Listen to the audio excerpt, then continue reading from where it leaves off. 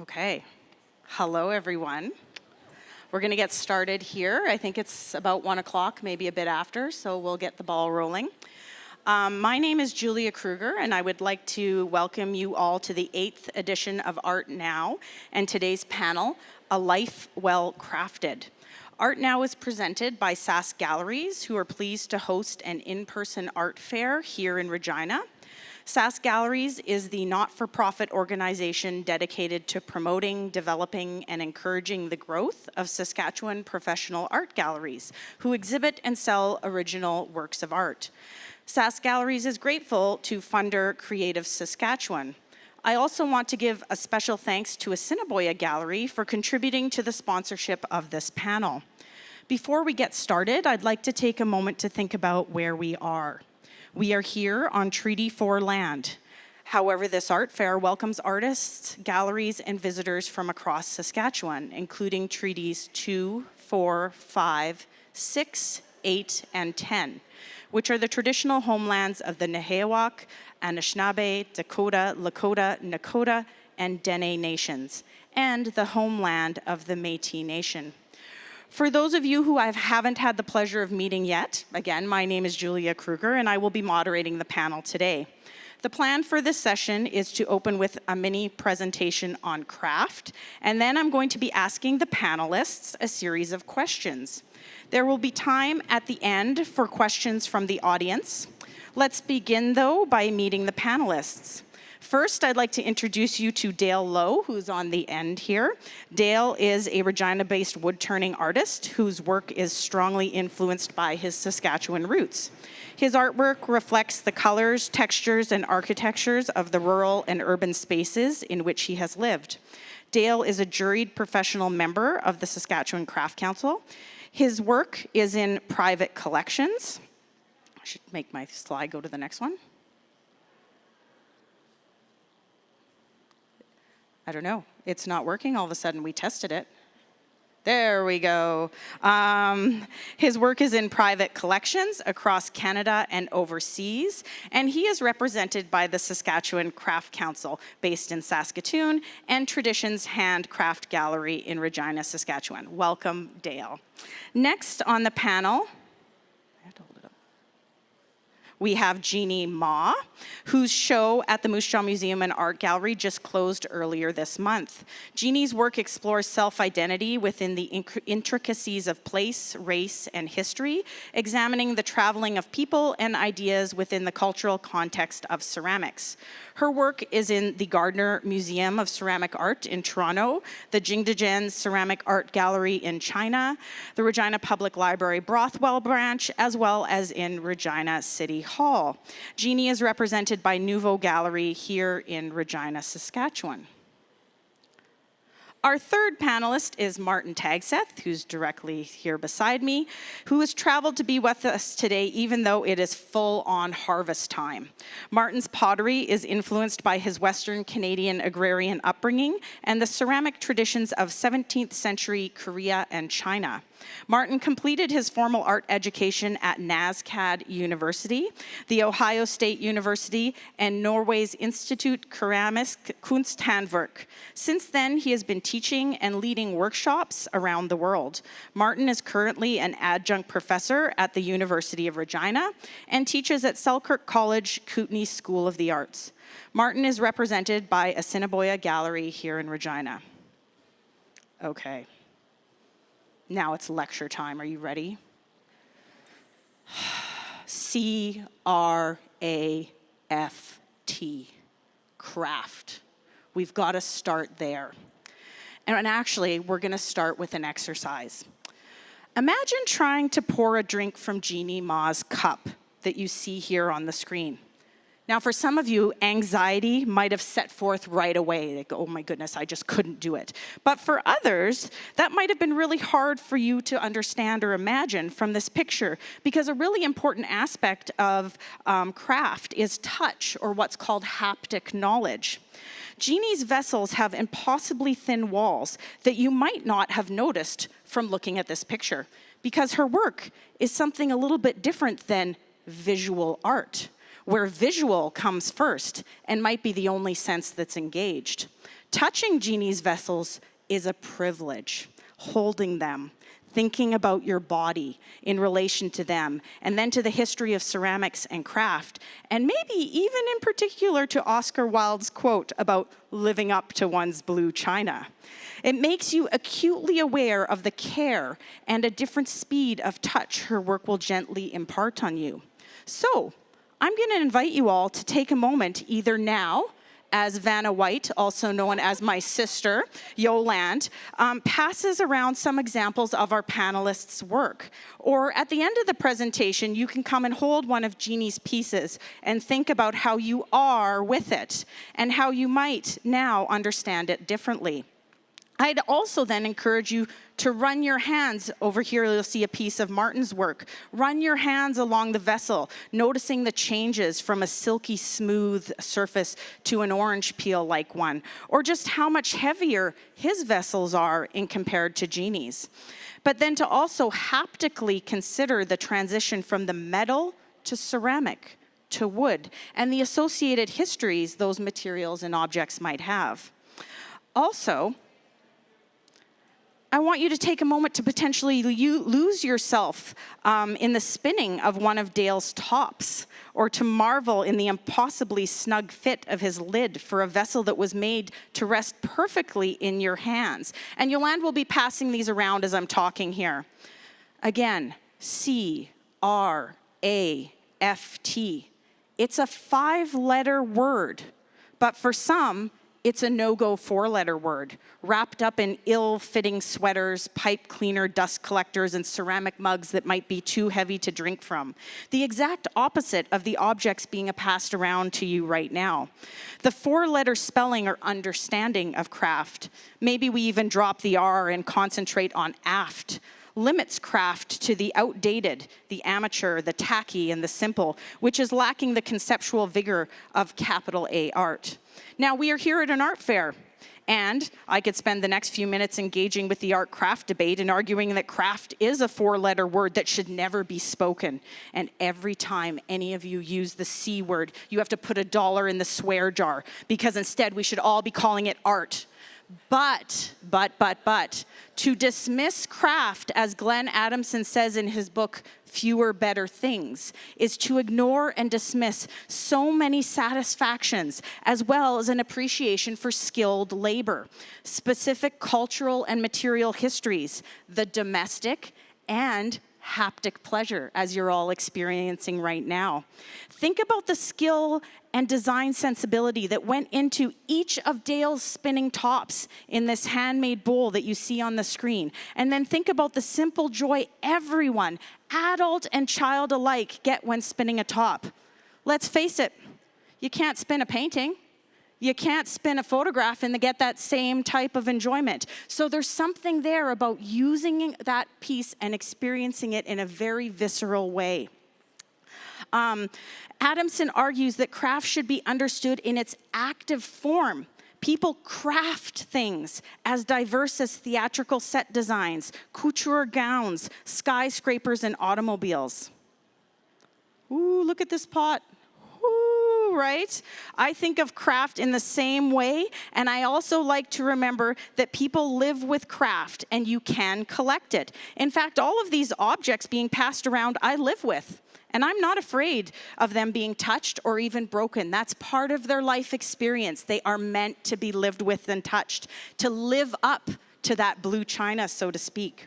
I describe craft, the 5-letter active word, as something to embrace and be excited about, because it's a way of approaching, living, and understanding this world.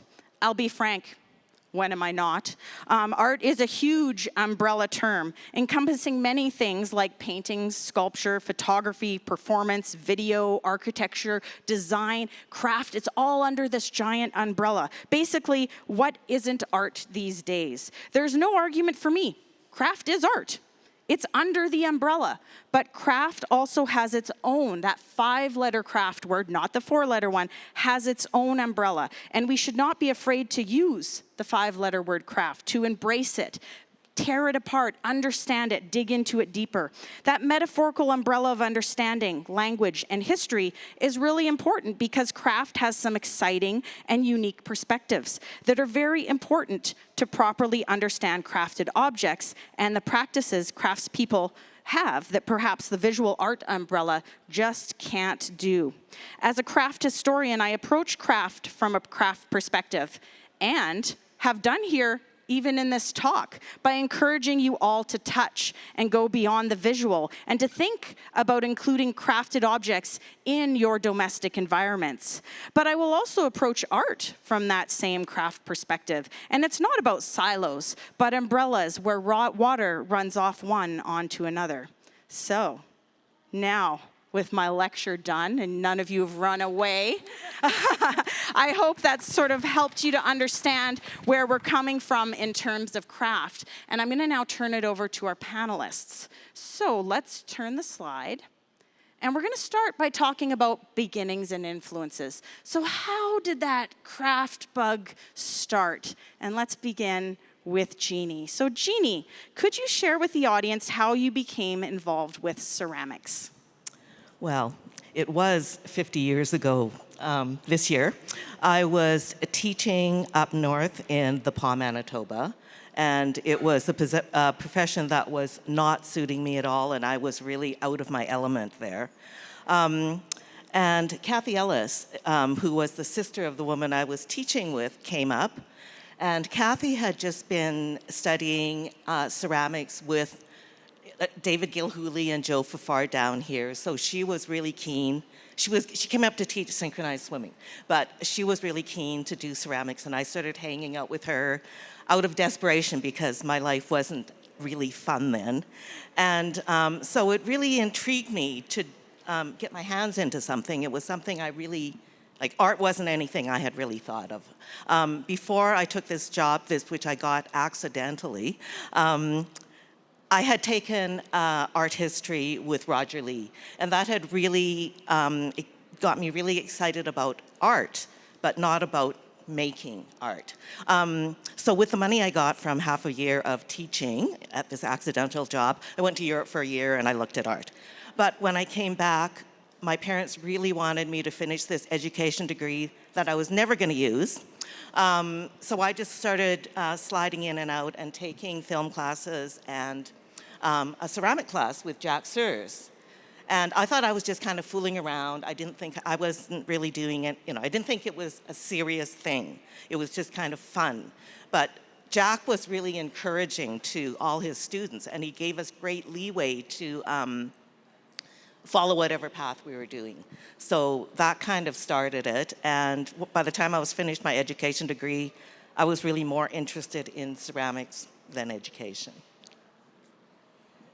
Okay, thank you, Jeannie. So we're gonna ask the same thing now of Dale. When did you start working with wood? How did that come about for you? I think the seeds were planted in high school.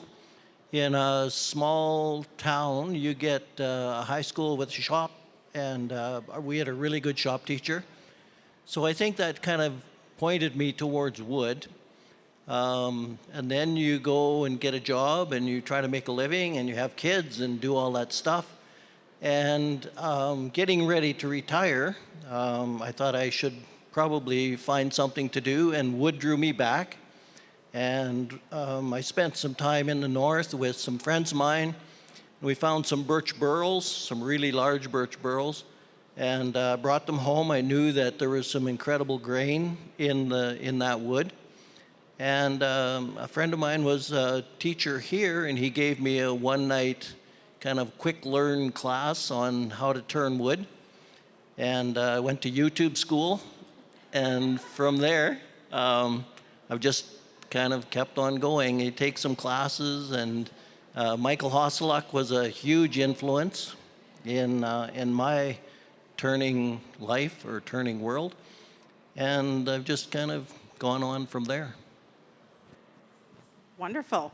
Yeah, the how-to thing is something that's really, I think, special about craft, even though a lot of craftspeople will say things like, I don't want to read another thing about how to make something. I actually think it's a really interesting type of writing that craft should embrace. And then now we should embrace the YouTube how-to. Let's take it over. Anyways, Martin, let's move on to you. What got you into clay? Well, I went to Red Deer College not to study clay. The only reason I actually got interested in clay at all is one day the instructor found out that I was from Saskatchewan, came up to me and asked me if you're from Saskatchewan. I said, yes. So you can fix things and you can work. And I said, yes, I probably can fix some things. So he offered me a position as the technician in ceramics with absolutely no experience. My job was to mix clay and to fix the kilns that the students wrecked. Even doing that, I wasn't really interested in clay. It seemed like a lot of work, but I also, during that time, I realized that all of the really interesting people were the ceramic students. A fellow named Walter Ostrom came along while I was the technician for the summer series classes that Red Deer College offered. And sort of the same thing, Walter is, if any of you have met him, he's very charismatic and he's very aggressive in some ways. And he told me that I was coming to study at NASCAD to mix clay and to fix things. But he was a great teacher. I took his class and he forced me to the library with him and showed me all of these things I could do with clay, and it quite captivated me. But as far as making craft objects, I still was not interested. And it wasn't until the second year of graduate studies at Ohio State that my committee told me if I didn't make pots, I would not graduate. So I started making pottery. And yeah, that's how I got started. Wonderful. Well, I'm just going to add here that I've noticed a similarity that nobody answered that question with, from the moment I was born, I knew I was going to be doing X type of craft. And this is actually a common thing. There is the community, or there's a teacher that helps to get them excited, makers excited about working. So it's neat to hear that that's the case here as well. We're going to move on to talk a little bit more about beginnings, but also influences here. Dale, there's this really great essay by Rainer Banham called Sparks from the Plastic Anvil, The Craftsman in Technology, where he talks about the craft-related skills of door springers and gunsmiths, arguing that machines are not at all accurate. They actually require the manual skill of a craftsperson to repair them, to get them back into, really specific shape when they're working. And that has got me thinking about other jobs, like the craftsmanship of a surgeon. I think we all want to be operated on by somebody who knows their craft and can sew you up well, right? So the craftsmanship of a surgeon, but also of an engineer. So, Dale, how has your background in engineering influenced a work like this? This one took me a while to figure out how to answer this. I guess I can describe this piece a little bit in that the lid is threaded, and threading wood is definitely a challenge. The tails are steam bent, and that's a bit of a challenge. And of course, it's carved and textured. But I think having an engineering background and being a farm kid, you learn to fix a lot of stuff, and you learn to weld. You learn to beat the heck out of stuff till it fits. And so I think refining that once I got to wood turning, relying on knowing how to weld, knowing how to bend wood, how to carve wood. And the other thing I think with a bit of an engineering thing is you tend to think in 3-dimension. Rather than painting, you can visualize sort of the object that you want to make in 3-dimension. And it's a matter of learning to use your tools to achieve the goal of that. So I think there's some overlap between being a farm kid and being an engineering technician towards making. And that relates back to what Martin said as well, right? When, who was it again? Walter Ostrom found out that you were, from Saskatchewan and all that. That idea of fixing and how you have to make do with what you have and problem solving. So for sure, I think that's really good. I would venture to guess too, engineering also requires planning, and those ideas of planning out the different stages of making.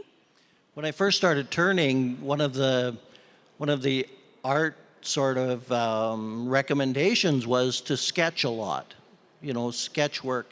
And I started sketching. I have a sketchbook or 2 or 3, and I found that I just had more fun when I just put a piece of wood on the lathe and started making whatever I was thinking about, rather than sketching it. I think sketching is good for ideas. It lays some seeds probably for our work. But for me, it wasn't as important as actually making the pieces. Can I go off script with you two? Do you sketch, either of you, in sketchbooks, or do you work directly with the material and the object? Either of you? I never learned to draw. I sketch every day. There we go. So a balance of both. Very interesting, yes. Okay, so let's move on and ask Martin about some influences. Could you talk a bit about what influenced the form and design of this particular vase? Yeah, this particular vase, it's sort of a combination of 3 different cultures in ceramic cultures. So the primary form is a Korean form that was basically adapted from trade with China. So the Chinese form has a little bit different proportion. And from the time period where this form was developed, they were often glazed with a green glaze called celadon. The Korean form is a little, to my eye, is quite a bit more fluid, and there's more of an organic move to it. And thinking of that, that was then decided that I should probably combine it with my interest in Japanese firing techniques. So the glaze is a Japanese glaze called shino, and I fired it in a wood kiln and let the ash effects really affect the movement and the fluidity of the form in a way that the Chinese and the Japanese, or the Chinese and the Koreans, would never do. China and Korea, in their ceramic history, and still to this day, they really try to inhibit the effects of ash inside the wood kiln, if that is the kiln they're using. And I like to expose the objects to the flame and the ash. So yeah, it's all about fluidity, finding that constant curve, and trying to combine all 3 cultures into one piece. Great, thank you. So we'll move on to Jeannie's question. So, and I've got a quote here, Jeannie, to open up this question from Amy. So Amy Gogarty wrote in a review of her exhibition, Cineramics, quote, "The art of cinema and ceramics appear to have little in common. Utilizing relatively new technology, cinema consists of mechanically projected illusions. It unfolds in time and is luminous, spectral, and dematerialized. In contrast, ceramic objects are patently material, produced through the interplay of ancient technologies and raw earth. Cinema is linked with drama, entertainment, and public display. Ceramics with domesticity, intimacy, and daily use." So with all that, considering all that, how has your love of film and the French language influenced a work like this, Jeannie? Well, I guess I'm a frustrated filmmaker, because filmmaking is even harder than ceramics. So in this piece, I'm using images from different voyages. This was part of a piece that was about my homage to Portugal, and I wanted to do it this year because next year is 50th anniversary of the Portuguese Revolution. So I'm using images that don't quite go together. They're about a voyage, but they are like stills of a film. So I'm using images in a way that Sergei Eisenstein talked about montage, where he said if you put two images, one after the other as in film, people will make the connection in their mind. And Christian Metz goes on to say they'll create a narrative. So I'm kind of presenting my narrative, which is about these images of me on holiday. But they're not, if you don't know the places, or they're not specific, people will come up with with their own connections to things, or that's what I'm hoping they'll do. The French language, so I have a tendency to want to put my titles in French because we are a bilingual country. But I'm also doing it to kind of throw people off balance, because if you don't understand French, it'll make you look at the pieces. That's what I'm thinking. If you don't understand the words, perhaps you'll look at the pieces and, once again, make your own connections. And I remember we once had a discussion about formal essays as well, and how you sometimes also install your work with that in mind, that formal essay in a beautiful way. Could you just talk a bit about that? So I learned French at a very late age. We went to France when I was 36. So learning it, I mean, it was like, you have to be a child again. So everything was kind of new, and for a whole year I was kind of stupid.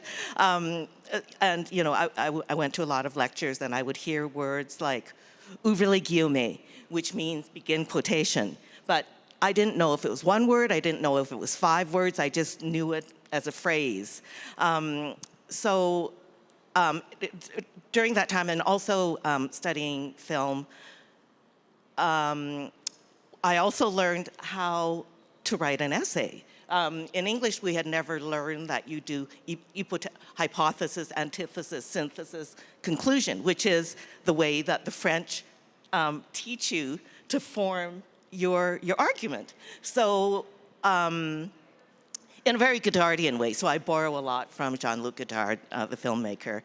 In a very Godardian way, I was taking the form of the essay and making it material. So I would do a wall which was the introduction, the hypothesis, the synthesis, the hypothesis, the antithesis, the synthesis, and the conclusion, but materially. That's really helped me to understand your work. To think about cinema and also these ideas of structuring your installations in a formal way. So I'm really glad that you're sharing that with everybody, because it really opens it up. I have to tell you, I've been thinking a lot. Jeannie and I talked a little bit about this, about the space in between each of her pots and what that means. That idea of people will make their own narrative as they look from pot to pot. That also comes up in comics theory, and it's called the gutter, and what happens in the gutter, which is a very, very useful place to be. And so Jeannie's left us all space to occupy there and make it our own, which I find to be very interactive. Your work is very interactive. So while you might not want to grab it and touch it, as you've experienced already, some of you, there is something still that's quite visceral about it. Process. So when I talk with craftspeople, one of the questions they say that people always ask them is, there's 2, can you guess?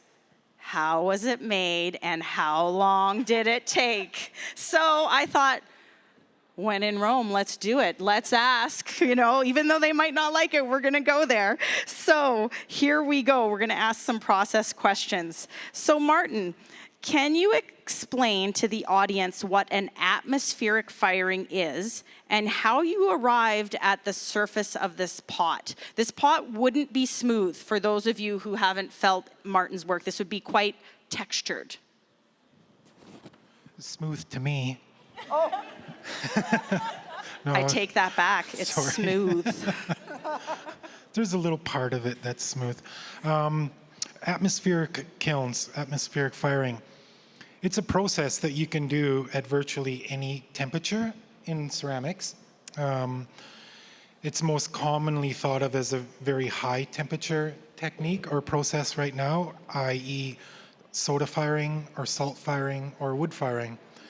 And what it is all of the materials that are combusting at that temperature, they vaporize at different points in time at different temperatures, and they take different periods of time to volatilize and vaporize.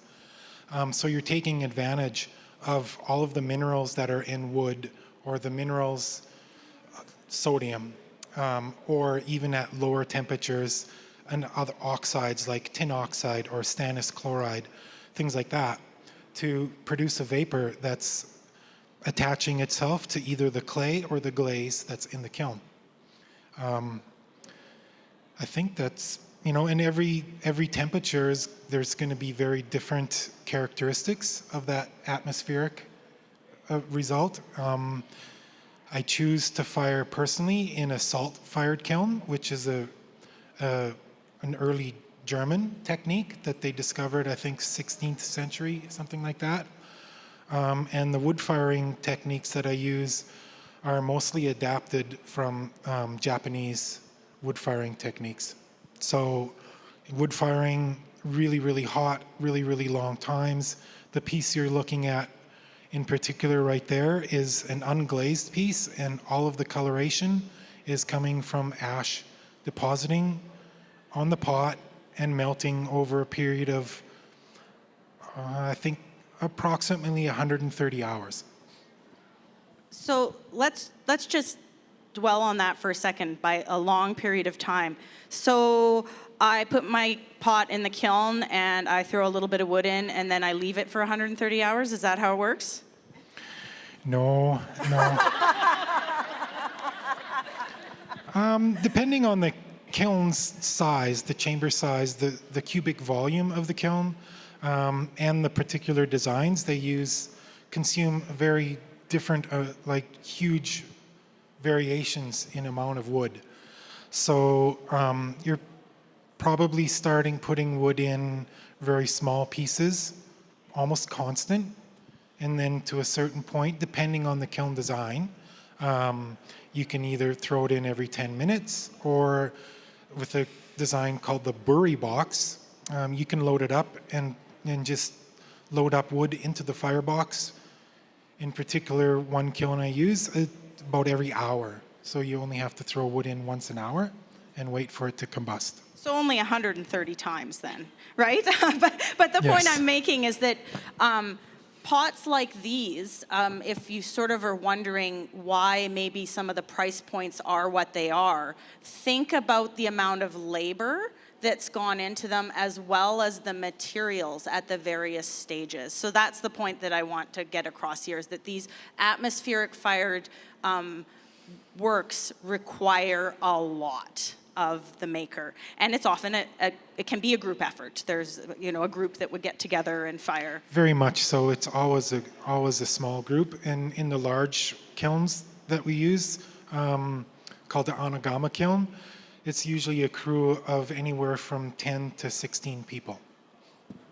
Yeah. Oh yes, Jeannie. I have a question.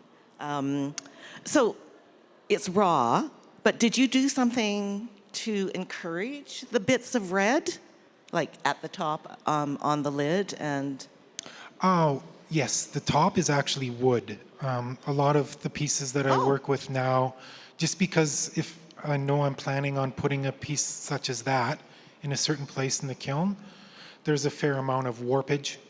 So it's designed from the beginning to have a wood or a lid made of another material. And that particular piece was also fired on its side on a stand. So the ready bits at the bottom are some kind of pooling? That's a combination of the iron that's in the clay reacting with the flame and all of the minerals that are combusting and vaporizing from the wood. Gorgeous. So we're going to do a follow-up question, Martin. I'm going to keep you on the hot seat here for a minute more. He just mentioned warpage.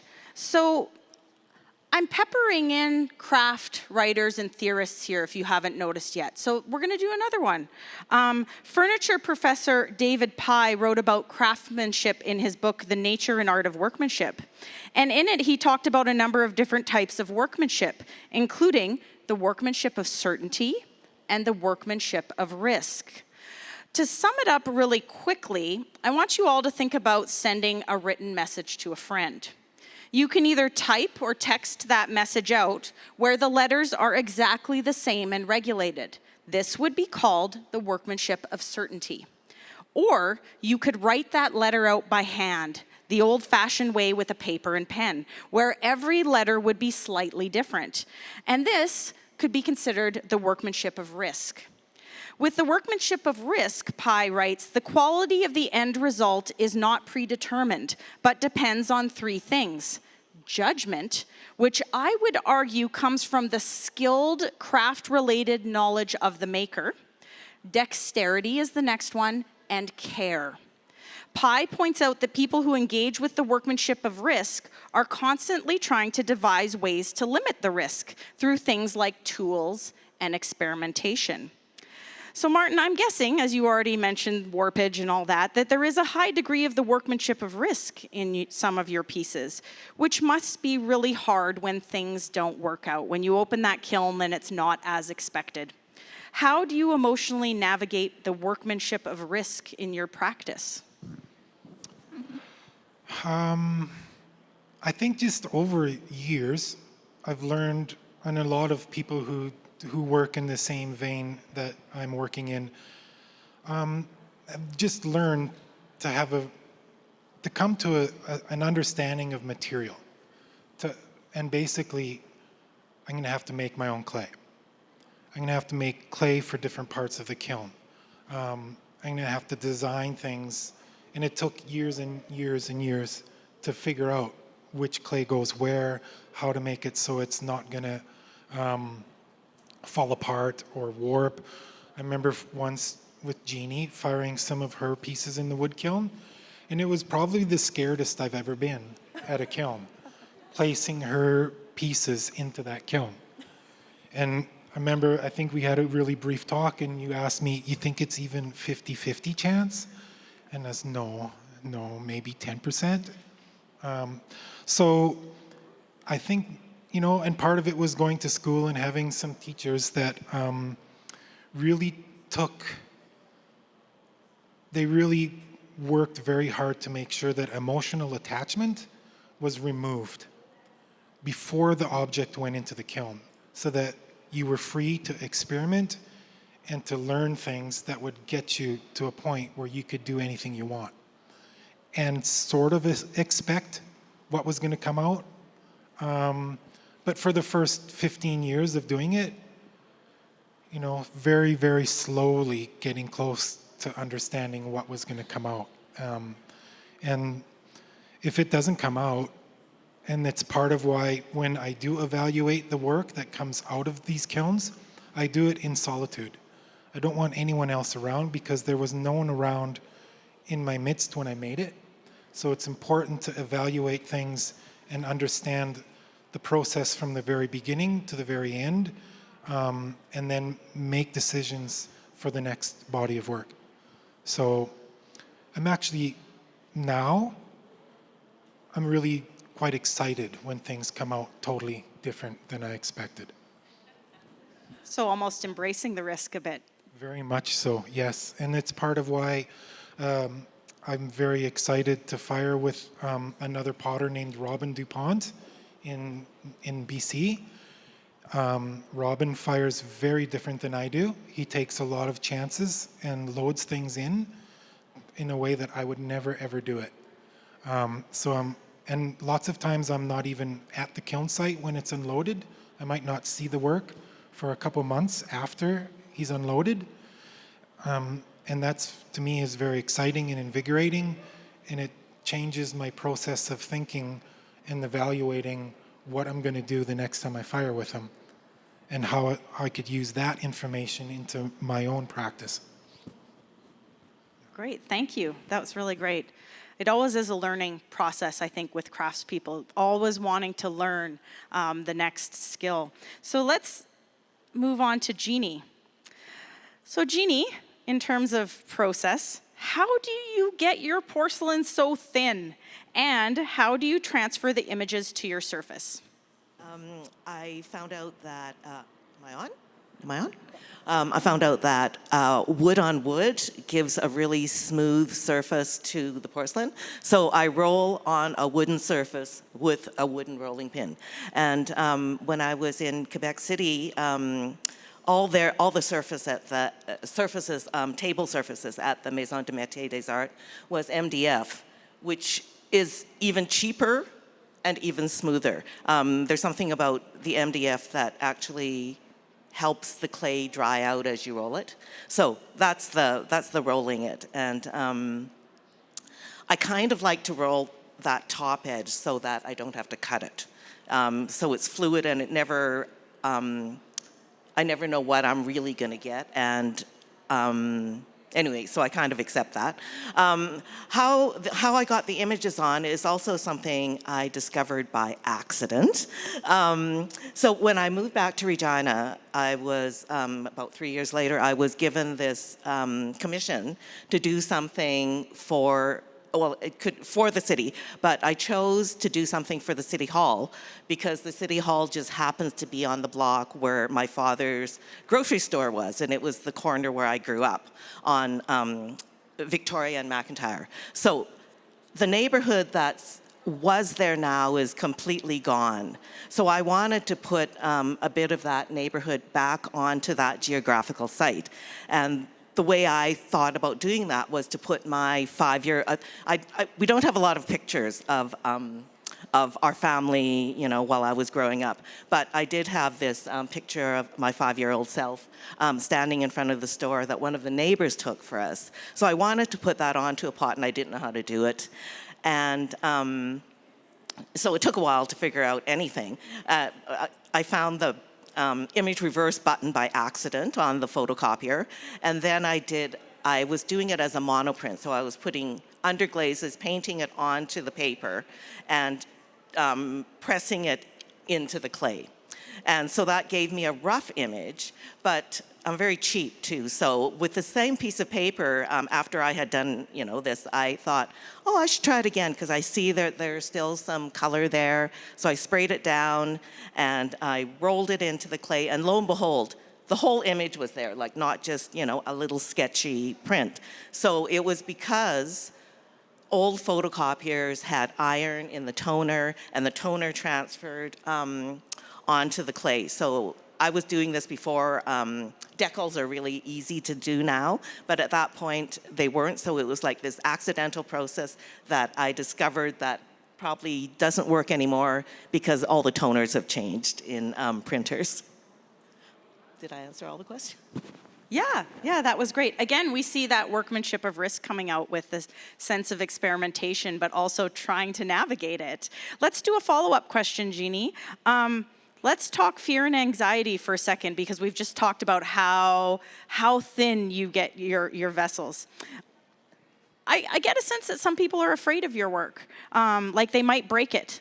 So, 1, should they be? 2, is that purposeful? And 3, are you afraid of it? Yes, and yes. So I know they're anxiety making, and part of, the first part of the transparency was it was kind of thrown out to me. In Vancouver, Tam Irving is a really terrific potter, and I was using porcelain because I liked how it felt. I could do things with it. But Tam said, well, if you're working with porcelain, it has to be translucent. And so, it's like, I'll give you translucent. So that was part of the challenge to make it thin. And just to interrupt, we're seeing translucency here, right? Yeah, In this picture. yeah. So that's the light shining through the porcelain. Yeah. So the other bit is the fragility and the precarity of the work. So when I was starting to make this stuff, it was, during, like, we thought we were going to have a nuclear war. It was, in the early 80s, and we were watching the doomsday clock approach midnight. And I was in London at the time working in porcelain, and I was using bone china. And it was at this moment where we really thought it could be the end of the world. We're living in this very precarious situation, and then at Christmas, like, there were the bombs in the department stores. So it was a very nervous kind of time. So I think part of that comes out of that, the kind of fragility of our lives. Great, thank you. So Dale, we're gonna wrap up the process section by asking you to walk us through making this piece. So for instance, like, is this a turned vessel? And how did you create that surface if it's a turned vessel on a lathe? This is a threaded box.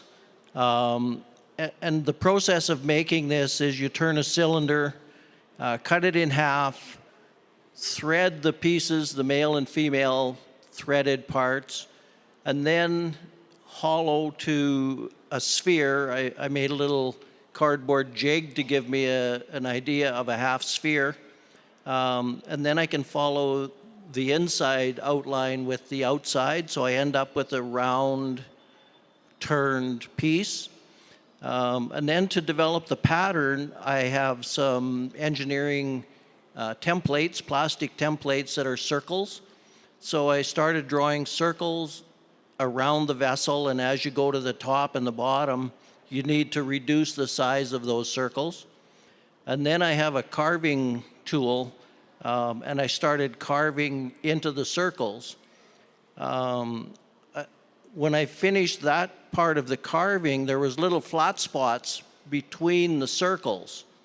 And it just didn't seem appropriate to me that those flat spots they didn't work with the carved part. So I started expanding the carved areas out to touch each other to fill in those blank spots, and I ended up with the octagons that you can see. I left a little stand sort of in the middle, and there's a little dab or a pointed drop of acrylic paste put on that. And then the painting part of the process is you paint the vessel black, and then you start building up the colors with a dry brush technique. And there's probably, I'm guessing, 15 to 20 layers of color to get the depth of the color to sort of come out dark to light. And that's the fun of it. Yeah, so I mean, this is just a pleasurable vessel for me to just think about, even the idea that it's a blue box for dreams, that you could put your dreams in it. So you would unscrew it. Oh, how big is it? Can you give everyone a sense of the size? It's about 5-inch diameter. So, yeah, and so it just screws together perfectly and then looks like a sphere. So it's got this real nice surprise to it that it's a vessel. Let's do a follow-up. You've painted the surface of this vessel. In the wood world, is it okay to paint wood? Sort of. The old school is brown and round, brown bowls, and it comes from the British, I think, the heritage of the British wood turners. They wouldn't touch paint with a 10-foot pole. But I think the color, the wood becomes a bit of a canvas for your color and develops the idea that you want in the end of the piece. So I don't think color's a bad thing. You look at Michael Hosseluk's work, probably one of the best wood turners in the world. And Michael's not afraid to color. He colors furniture, he colors his wood-turn pieces, and we're seeing more and more of that in the wood-turning world. That color is an okay thing, sort of to tell your story. Great, thank you. So let's all embrace color, hey? Let's do it. But we're going to move on now to talk about materials, which is another really rich conceptual area of the craft world. Clay isn't just clay. Wood isn't just wood. There's a bunch of other stuff going on, whether that be a history or metaphorical connections, etc. So we're going to start by asking some questions about material here. So Jeannie, I see your work as being intimately informed by the history of the material itself. Could you speak to how each of these pieces relates to the history of ceramics? Well, once again, I'm attracted to the historical reference just because I saw it. I'm a terrible student of ceramics, and unlike you, Julia, I didn't have the pleasure of having classes with Amy Gogarty. So the pieces that I ended up seeing more or less by accident were because I was in these museums. And it wasn't that I went to study them, it was kind of like they caught my eye by accident again. So the Greek riton, I was kind of aware of the riton because Leopold Follem had done this show, which he entitled Riton de mes ritons, which is, are they laughing at my ritons? So, which, you know, I just loved. So the riton is a Greek shape which came from an animal horn or an animal head, and it was, an ancient cup for rituals. So I kind of copied that, but I folded in. So I was in Greece in 84, 83, 84, and in France in 88, 89. So I was copying the riton, the Greek riton, but in the middle of this, I was also looking at these very elaborate Sèvres cups. So the handle of the black one is kind of jumping over from the handles of the 18th century French cups. And I guess I wanted to honor what I was copying, what I was intrigued by putting their images onto the pot. For me, they make them what I call a meta ceramic. I started talking about meta textiles, which are textiles that are all about textiles. I mean, this can't get more meta here, right? Right? I mean, there's just layers of it here. So way ahead of your time, Jeannie, about meta. And it is because, once again, I borrow from Jean-Luc Godard, who wants to talk about cinema when he makes his films. Great connection there, back to cinema. Wonderful. Dale, I'm going to read a quote before I ask you your question. And this is a quote from George Nakashima from the book The Soul of a Tree. Here we go. The meeting of a tree with man is filled with drama. The tree started life in an earlier period of history, mature and fulfilled. It has finally succumbed to the woodman's axe and saw. This could be the end, or the tree could live again. The tree's fate rests with the woodworker. In hundreds of years of its lively juices have nurtured its unique substance. A graining, a subtle coloring, an aura, a presence will exist this once, never to reappear. It is to catch this moment, to identify with this presence, to find this fleeting relationship, to capture its spirit, which challenges the woodworker. So Dale, can you talk about how you try to capture the spirit of the tree to celebrate the preciousness of wood? Well, the preciousness of wood, I think, goes back to do we color or don't we color the story, but some wood needs to sort of have a voice, I think. The grain in the wood or the pattern in the burl, if you color that, you take something away from the wood. So this is a Manitoba maple burl. A lot of my wood comes from urban trees that are cut down to make room for garages, or the trees have gotten old. And we have a lot of Manitoba maple in Regina, so this would have been a Regina tree.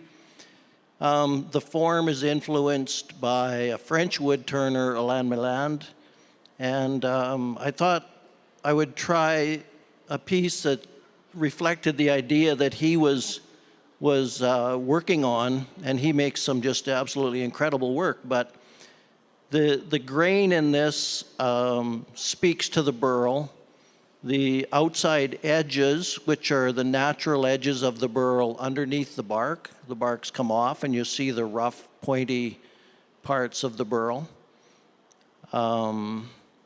I guess that's the backside of this piece is all wood burned and textured, so you walk around the back and it almost turns black. It looks like a totally different piece from the back. So by sort of highlighting the grain and leaving it in its natural color, I think that was the sort of reference to the tree. Do you think at all about the environmental consequences of using wood, maybe precious woods or woods that are endangered? How do you navigate that in your practice? There are some precious woods. Ebony is now a banned wood. It's a rosewood, and we can't legally bring that into the country without permits. There are some people that are growing precious woods, ebony and rosewood, for the market. The guitars, those, fine instruments. So those are woods that are grown in an orchard or, a tree farm. And we don't really see a lot of that in Regina, I guess. Unless you're an instrument maker, you can import a lot of wood.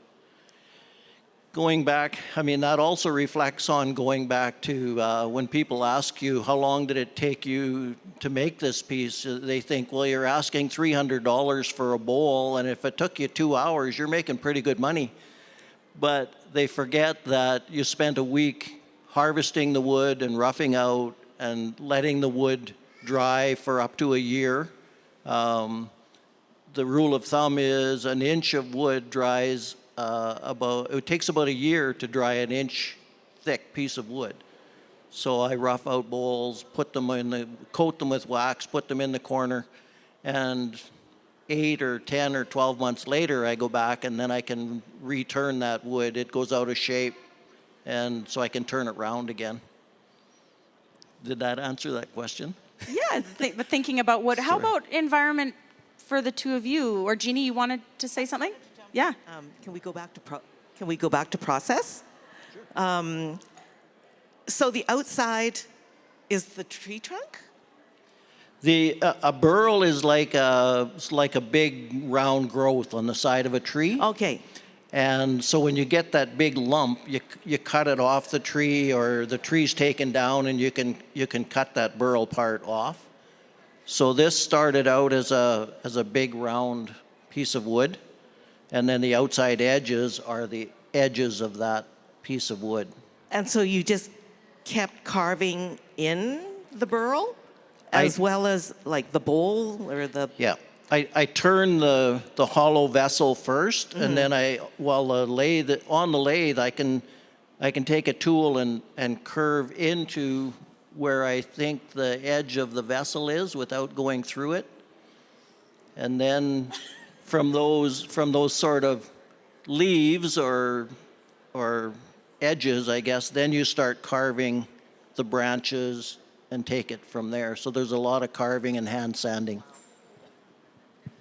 So when somebody asks how long it takes, I think, what are you really asking? What's the question?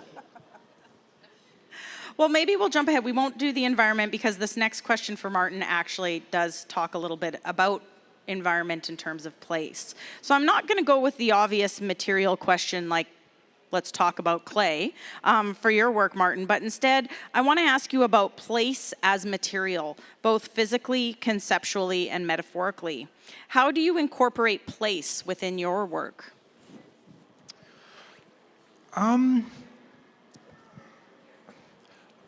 Some of these pieces are based on memory of not being here, having to work in other places. And this particular piece that you're seeing right now, the forms were made in another country. A phone call home, I discovered that they were tearing down the grain elevators in Lake Lenore, where I live now. So it's this particular piece is sort of my attempt to recreate those objects from the place where my grandparents grew up, incorporating the wood from the grain elevator for the base, and then also just, grain elevators are something really like their iconic architecture of the prairies. So to take an object, a piece of architecture that's totally agrarian and its only purpose is to store grain and food, it seems to make a lot of sense to me to translate that down into a pot that's going to contain different foods, liquids, or whatever inside the domestic space. So I don't know if that really answers your question fully, because it's more for me, these objects are just like a personal memory of coming home. Does literal place factor in? And what I mean by that is, I heard you say you make your own clay. So is it local clay that gets in there as well, into the vessel? For a number of years, I was using local clay from Saskatchewan that I was locating in southern Saskatchewan. This piece right here, 2014, was the very tail end of me working with those local clays. It just became too physical in regards to gathering the wood. Going back to I would like to make a point, I burn a lot of wood, a lot. I go through upwards of 30 cords a year in some years just to fire my work. And it's a lot of extra work to find that wood from sources where it would be burnt and would be waste otherwise. So I feel like I am really doing a lot of good to make something of worth and something that would last for a lifetime with wood that would otherwise be burnt and be total 100% waste. So in 2014, going back to the material thing, I quit using that. I just physically wasn't able to, and more translated to using local materials specifically for glazes. Okay, so you're still using local materials for the glazes then? Yeah, dirt and flax straw ash, wheat ash. I just received a bunch of granite dust that some people brought for me from 3 different sites, and those are the main components of the glazes that I use now. Great, and the stones too, right? The stones that are on the tops are from the fields? Yes, some from fields and some from an abandoned rail line that I walk along and pick up the old rock from the old rail line. Great. I'm also wondering about the soul of a tree in relation to the wood ash. That's something I'm going to think about. That idea of it living on as something else. The wood just didn't go to the dump. It becomes the ash in a poetic way, like sometimes people's ashes are put into a kiln, which is just I love that when that happens as well. Okay, so we're going to move on. Let's look at our time. We're going to do a couple of quick questions that I'm going to open to everybody, and then we'll end with one last question. And if you want to do one of those diving deeper ones rather than the life well crafted, you just let me know, okay? So we're just going to go a little bit quickly here. Shall we talk function for a second? So I'm going to open this up to everybody. How important is it for people to use your work? Anyone can answer. Oh, you're looking at me. I think it depends on your idea of use. Certain objects that I produce are, the primary function is strictly visual. And the aim is to get the viewer to think about enlivening that domestic space while thinking about certain traditions and histories and various cultures at the same time.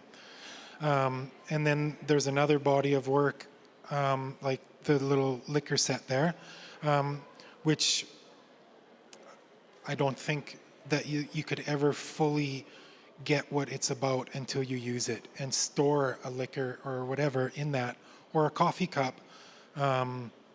In my mind, a water cup or a beer stein or a coffee cup or anything deserve the same amount of attention and enough as the same amount of thought as any other material. Great, thank you. Yes, use your crafts. How about the two of you in terms of functional? Well, function, ha ha. But obviously, even though my works aren't functional, they can't be a cup. I'm making all this reference to the cupness of the object because that's the whole idea. And this one that you see, there's a cutout of a cup within the cup, and the cup is making a reference to the French handle. So even though they're not functional, they're about function. They're about our domestic objects that are in our china cabinets as well as now museums. I think probably for me the question is not if they should be used, but should they be lived with? And I think that's what our craft is about. If somebody buys a piece, whether it's a popcorn bowl or whether it's a teapot that can't be used, do they put it on the table as a centerpiece and they live with it every day, or is it on a stand that they live with every day?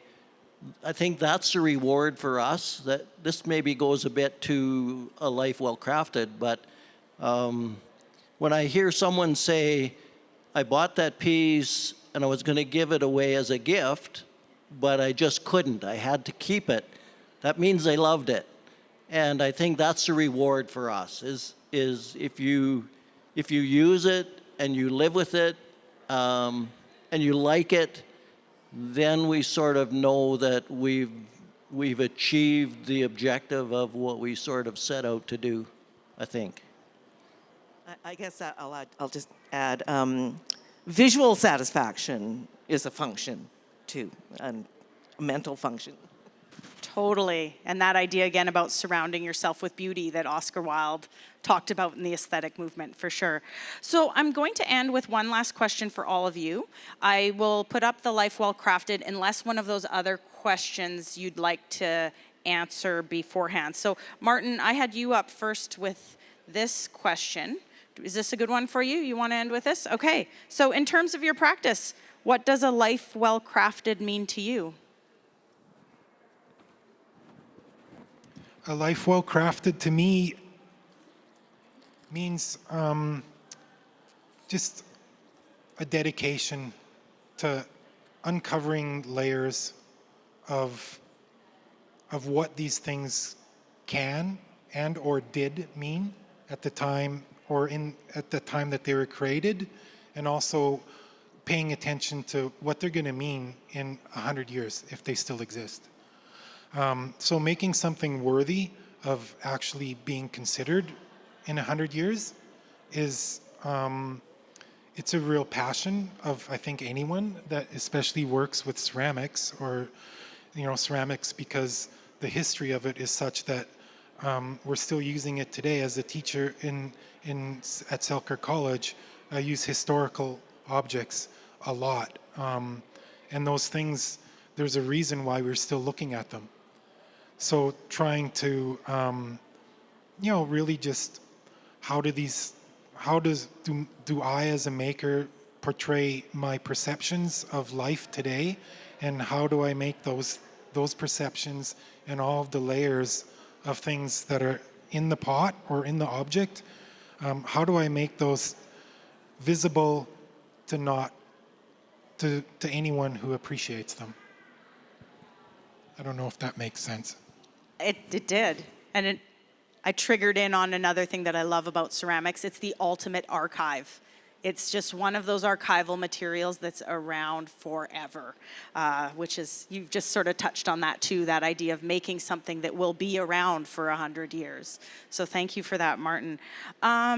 Dale, I have your slide next, but if you'd like me to go to another question, I can, or should we do the life well crafted? Do you have the round piece? I sure do. That one. This was if I could just talk about this piece a little bit, is that okay? Yes, as you're closing, go for it. This piece started out with our wood turning guild. We have what we call a collaboration where somebody makes something sort of partway done and then they hand it off to another maker and they finish it and give it back to the original person. So in the process of doing this, a friend of mine's a cabinet maker and he was making these little wooden boxes that come apart. They're like a little puzzle box. When you push them together, you have a hard time figuring out how to get them apart. He was making a little larger size of that for the collaboration, and I asked him if he could make me one about 6 or 7 inches in diameter, and with the idea that I would try and turn it round. The issue is the flat spots are lower than the pointy parts, and knocking off those points, you risk going through. The inside becomes bigger than the outside, and you're in big trouble in turning. So luckily, I was able to turn this as a hollow, and then hollow it as a hollow form. And then it needed legs, so I carved the legs. And then it needed something on the end of the legs, and those little boxes, the box part is attached to the leg, and then the lid just is a friction fit. And then the finial, the top part, actually comes off, so you can tell that this is a hollow form. But this was one of my most challenging, fun pieces. When it works out, it's fun. When you're doing it, it's a challenge. But so one of the pieces that I really have enjoyed making. And so maybe that idea about a life well crafted is that craft can be fun and brings you joy, and you discover things that you might not have thought you could do. A little bit. A lot of times I think we focus on the end product and not on the process. And as makers, the process is very important to us. It's a solitary making, development of ideas, all of those things. But the process is, I think, important to makers who've been making for a long time. Great, thank you. Jeannie, would you like the end picture or a different one? The end one? So what does a life well crafted mean to you? I really have had a hard time wrestling with this question. But this was the show that was in Moose Jaw over the summer. And is this at the right? Okay. I wanted to do this show this year because this is the 100th anniversary of the Chinese Exclusion Act, and I wanted to draw my father's head tax onto this wall this year. And I was happy to have this show this year. It was kind of a surprise show. It wasn't in the planning, but it just kind of came up. So my father came to Canada in 1922, just before the Chinese Exclusion Act. So I wanted to make this piece to honor my father and his life in Canada, which was this, the bit with the 5 pieces is, there are images of my dad at different ages in Canada, except for the middle piece, which was his passport photo. And I was linking it to the head tax. So on the left side are pictures of my brother and my mother and brother in China. And then the bit that you can't see on this side is a close-up of the Blue Willow Bridge. And then on the other side are pictures of me and my father and my brother in Canada. So I was kind of using this idea of my father as the bridge connecting China and Canada. So I guess a life well crafted. What I want to do with my work, my material work, is to get certain ideas across. So while the objects are important, for me, the ideas are more important than the object. The objects are just this vehicle to express the idea.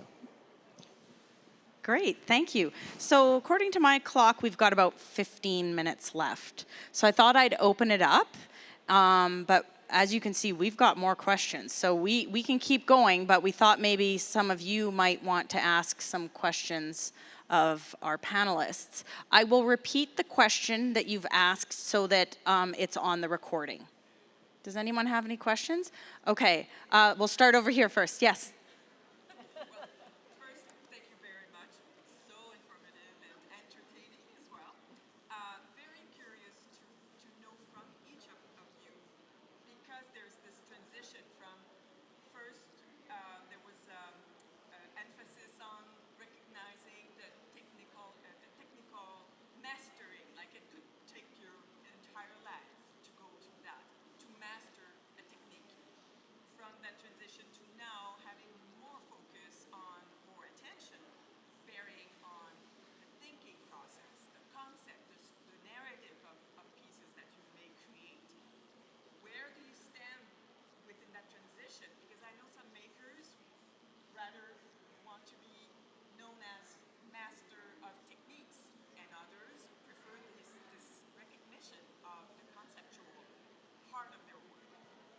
So the question is asking about this transition from mastering a technique to then having work that is conceptually or idea driven, that is exploring narrative.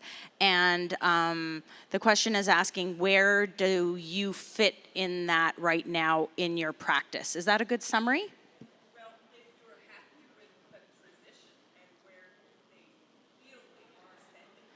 If you're happy with the transition and where you feel you might be in that trajectory. Another sort of idea to that is there are makers and artists who have political statements with their work, and I don't see that in any of our work.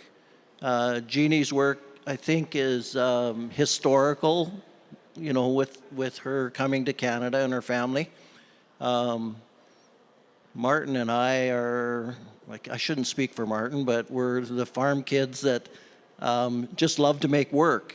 And I think the sort of the long, after you've spent a lot of years learning not only the process, but the material, wood is a totally different material than clay. You sort of pay your dues and you get some recognition from people who live with your work. And for me, that's enough. I think mentoring is another thing that we all probably like to share, is if somebody wants to learn to turn wood, all they have to do is phone me and we do it. And I'm sure with other makers that's very similar. I'll just jump in here about the activism, because my work is about, or certain bits of my work is about activism. And it's only because, you know, we had been trying to save Wascanapool since 1993. So when, this is a specific thing, when it was the 100th anniversary of Regina, my work had to be about Wascanapool, because it was something that was so important, I thought, to the city for so much of our happiness and physical fitness, and it was something that the city wanted to get rid of. So, you know, when I see these disparities in our values, it was, I had to do something, even though it looked very lyrical, and I was kind of tying in ideas about Wascanapool with ideas of parks in Europe. It's part of this tradition where public parks became important for working people. So it was like I was trying to tie all these things together, but the impetus for the work came from this horrible thing that we had been going through, you know, when they wanted to get rid of Wascanapool. And I'll answer Anne's question. So while it's, you know, while it's kind of great that I've figured out this process, kind of, and I can, you know, I can say what I want with it. What I'm really intrigued with is the few times that I've been able to fire in wood kilns, such as in Banff or when Martin has put a piece of my work in, because these images become utterly, utterly something else when the wood touches it. They're so evocative, and it's, you know, it's, I mean, wood kilns aren't something you can have access to very often. So it's, that would be, you know, like a really interesting exploration, because it takes my statement and adds something that I couldn't add myself. I think just the finish of Jeannie's brief statement there is very much in line with my decision to move away from very early creating art objects. I was working mostly in installation and performance art, and I moved away from that simply because my advisors in graduate school, in their 80 years combined of experience of working with other artists, had gathered a really great sense of who someone is based on what they're producing. And they explained to me very succinctly that what I was doing and who I was were two very different things, and that moving towards pottery and making utilitarian objects would become a much stronger conceptual statement than the conceptual art that I was actually making at the time. So moving away from that, and your question about technique, especially with the wood, it's very demanding on technique. And until you have that mastery, you won't be able to produce anything that is really worthy of thinking about. In my mind, I don't want to look at things or think about an object that doesn't stand up to the way it was actually created.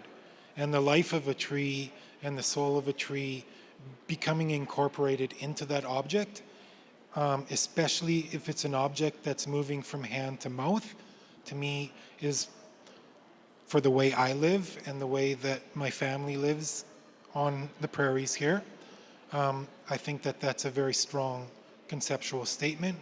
And spending 20 years on technique, especially testing and failing over and over, has made it possible, like you mentioned, to think about, now that I have that understanding of how the wood's going to work in relation to the design of the kiln, and in relation then again to the type of wood that we're using, and then again to the objects that are going into it and where they are in the kiln, I think it makes a very complete statement in some very few cases. So maybe at the beginning of wood firing, your loss rate as a student, maybe 50% of things are lost. And working on technique and working on understanding or gaining a mastery of the material over the years has now, my loss rate, just in terms of things surviving, is maybe, you know, I'm only losing maybe 5% now. So maybe I'm overly safe, but I don't think I am. Maybe that's why I fire with Robin as well, because he is not safe in how he does things in the kiln. So, yeah. Is that answer things? Yeah, thank you for the question, Anne. Yeah, for me, as somebody who thinks about craft, I also don't see them as separate. Technique and concept are not separate things, and in fact, technique, it can be conceptual in itself, and some of the things that others might consider to not have a concept, like function and containment, are exceptionally conceptual. And they're referencing themselves. They're about this idea of containment and not necessarily about something else. And so they're quite complex, but they require a different language and approach and understanding than maybe conceptual performative art does, for instance. Again, not exclusionary. I'm not saying one's better than the other, but that it's a different approach. So yeah, we got time for another question. My mom wants to ask a question. Should we let her? Oh, okay, Mom, don't embarrass me. This is for Martin. Martin, I haptically enjoyed your blistery, bubbly, pimply pots. And I have two questions. Is it the clay body that gives that effect in the kiln? And how do you not come out with shredded hands when you have that on the wheel, or does the bubbling happen in the kiln? So the question is asking about the textured surface of Martin's pots. They're sort of blistery and bubbly. And the question is twofold. One, does it happen when you're throwing? So is the clay itself really groggy and has pieces of stones or whatever in it? And how do you protect your hands? And if that's not the case, or maybe it's a little bit of both, how does it happen in the kiln? My hands are very soft. They are. No calluses, nothing. It's a feldspathic rock that that I incorporated into the clay body. So I do throw the objects with the rock in it. And it's what it does is it basically demands that you know what you're going to make before you make it, and you make it fast. Because the rocks do catch, and some of them are as big as, well, if maybe the piece you're thinking of, there's probably rocks as big as my thumb in there. But I did test the rocks. I found out the temperatures that they melted at, how long they had to be at that temperature to melt.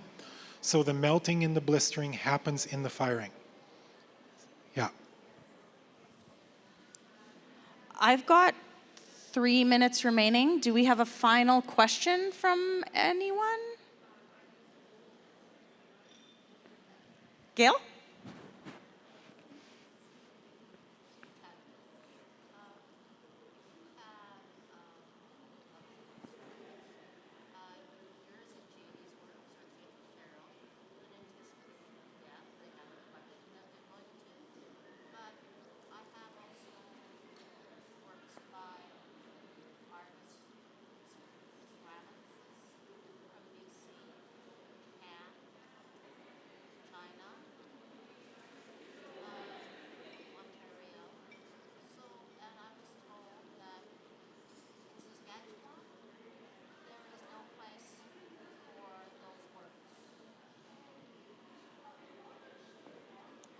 So the question is asking about a collection of ceramics.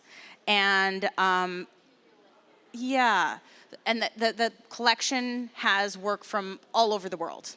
What, or non-Saskatchewan ceramics. The ones from Saskatchewan are taken care of, but the other ones aren't. Where would you suggest a collector look to find a home for those pieces?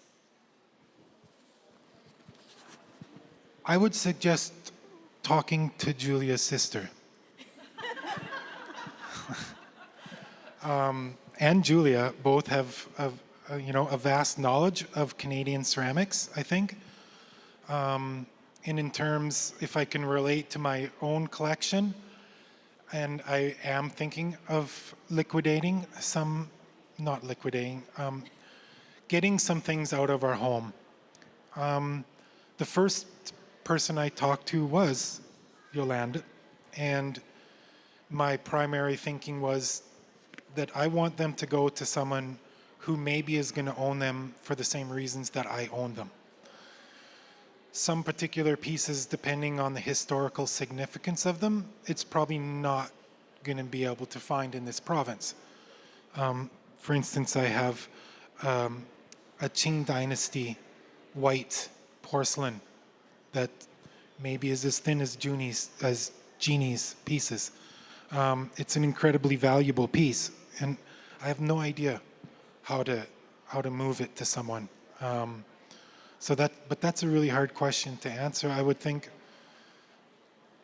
maybe, in the large urban centers, there's probably people who would appreciate it more so than, like you at the beginning of your question, someone said there's no place for them in Saskatchewan. I think there is, but it might be difficult to find now. In my personal opinion, I haven't talked to anyone in the province that is interested in the objects I have that aren't from here. So, yeah. I don't really know. You probably know more about the Victoria Art Gallery than I do and what they collect. The Gardner, maybe. I mean, yeah, I don't know. There aren't a lot of collections in Canada.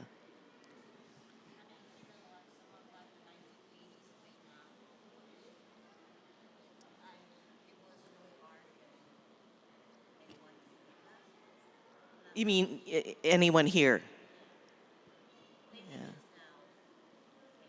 Yeah. Yeah.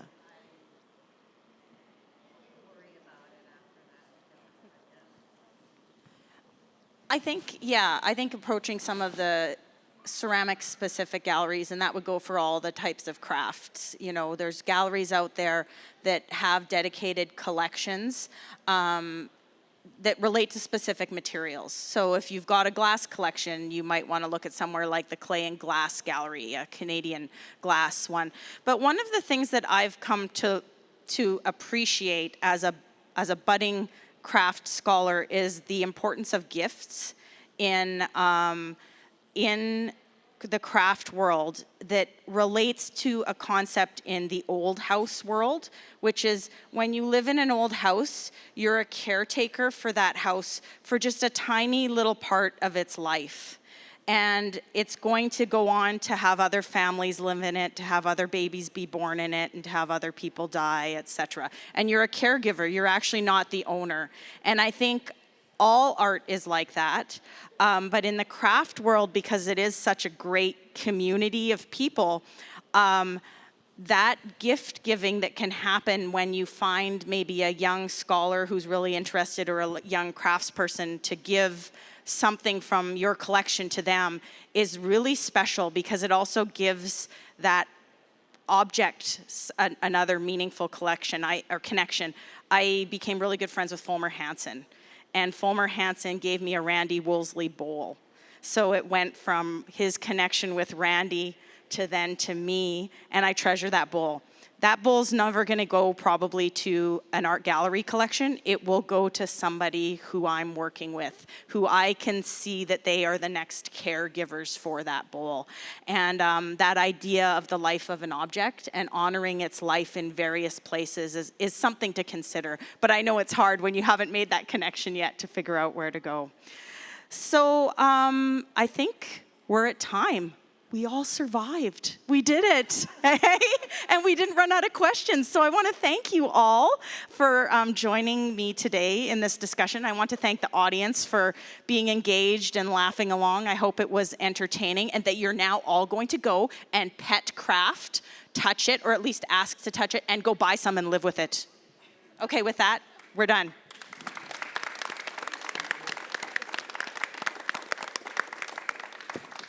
And Yolande is here if you want to come up. If you've had some time to think about and now you want to come up and touch, you are more than welcome to. Jeannie gave me the piece up there for this exact reason when I was first starting to teach. I said, I need examples, and Jeannie gave it to me. So it's still working to this day. Thank you, Jeannie. So come and touch and learn about the work. That went well. You okay? It was good? Yeah.